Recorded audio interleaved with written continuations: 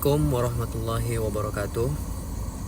Alhamdulillahirrahmanirrahim. Segala puji bagi Allah SWT, Tuhan semesta alam, yang telah menurunkan Al-Quran sebagai petunjuk dan cahaya bagi umat manusia.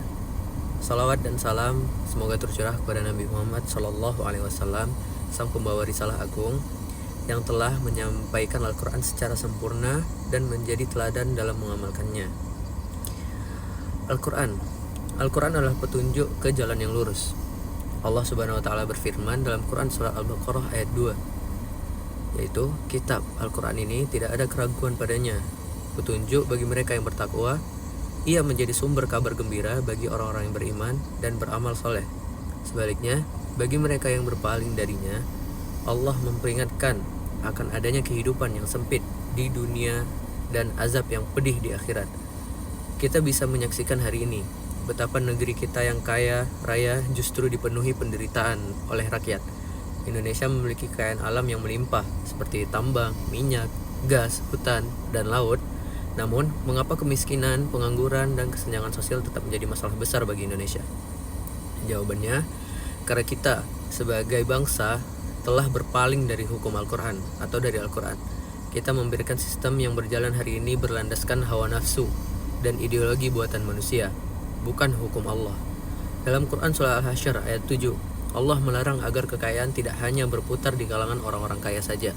Namun, kenyataannya, kekayaan negeri ini dikuasai oleh segelintir elit dan oligarki. Sementara rakyat hanya mendapatkan sisa-sisa saja. Semua ini adalah konsekuensi logis dari berpalingnya bangsa dari petunjuk Allah Subhanahu wa taala. Padahal Allah telah menurunkan Al-Quran sebagai cahaya bagi manusia. Dalam Quran surah Al-Maidah ayat 15 disebutkan, sesungguhnya telah datang kepadamu cahaya dari Allah dan kitab yang menerangkan. Al-Quran adalah cahaya yang membimbing manusia dari gelapnya kebodohan, kezaliman, dan kesesatan menuju terang benderangnya kebenaran dan keadilan. Maka, dengan meninggalkan Al-Quran berarti kita memilih untuk berjalan dalam keadaan gelap. Lebih dari itu, mengamalkan Al-Quran bukan hanya mendatangkan kebahagiaan di dunia, tetapi juga keselamatan di akhirat. Rasulullah SAW bersabda bahwa Al-Quran akan datang pada hari kiamat, memberikan syafaat bagi sahabat-sahabatnya. Siapa yang dia maksud dengan sahabat-sahabat Al-Quran? Mereka adalah orang-orang yang akrab dengannya, membacanya secara rutin, merenungkannya, menghafalkannya, memahami makna-maknanya, dan yang terpenting, mengamalkan dalam seluruh aspek kehidupan. Namun, mengamalkan Al-Quran tidak cukup hanya dalam kehidupan pribadi. Al-Quran juga wajib diterapkan dalam kehidupan bermasyarakat dan bernegara. Allah Subhanahu wa taala berfirman dalam Quran Al-Hasyr ayat 21, seandainya kami turunkan Al-Quran ini kepada sebuah gunung, pasti kamu akan melihatnya tunduk, terpecah belah karena takut kepada Allah. Begitu dahsyatnya kandungan Al-Quran, sampai gunung pun akan tunduk jika Al-Quran diturunkan kepadanya. Lalu, mengapa manusia, khususnya para pemimpin, tidak tunduk kepada hukum Al-Quran? Hari ini, banyak umat Islam yang hanya menerapkan sebagian kecil dari Al-Quran. Hukum-hukum yang bersifat ibadah personal, seperti puasa dan sholat, dijalankan. Namun hukum-hukum sosial dan kenegaraan dalam Al-Quran seperti hudud, qisas, zakat, jihad, dan ekonomi Islam diabaikan. Kita hidup di bawah sistem kapitalisme sekuler yang memisahkan agama dari kehidupan, termasuk dalam pembuatan undang-undang negara. Padahal Allah Subhanahu wa taala menegaskan dalam Al-Quran surat An-Nisa ayat 65, mereka tidak beriman hingga menjadikan engkau Muhammad sebagai hakim dalam perkara yang mereka perselisihkan.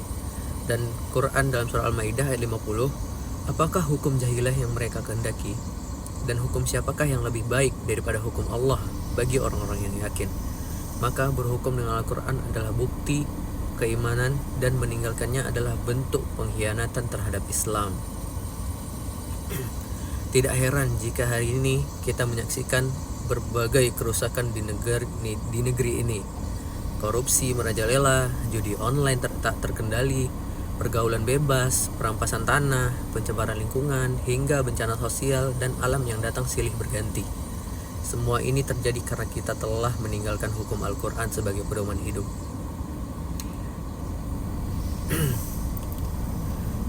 teman-teman, sudah saatnya kita kembali kepada Al-Quran secara kafah, yaitu secara menyeluruh, baik dalam kehidupan individu, masyarakat maupun negara. Seperti Ramadan adalah momentum terbaik untuk membangkitkan kesadaran ini. Mari kita jadikan seperti bulan Ramadan sebagai titik mengamalkan Al-Quran, bukan hanya sebagai bacaan harian, tetapi sebagai dasar hukum dan sistem kehidupan. Allah Subhanahu wa taala mengingatkan kita melalui firman-Nya dalam surat Al-Quran, surat Al-Furqan ayat 30. Berkatalah Rasul, "Ya Tuhanku, sesungguhnya kaumku telah menjadikan Al-Quran ini sesuatu yang ditinggalkan. Jangan sampai ayat ini berlaku pada kita. Mari kita bangkit, kembali pada petunjuk Allah dan perjuangkan agar Al-Quran kembali menjadi sumber utama dalam seluruh sendi kehidupan." Sekian dari saya, wabillahi taufiq wal hidayah. Wassalamualaikum warahmatullahi wabarakatuh.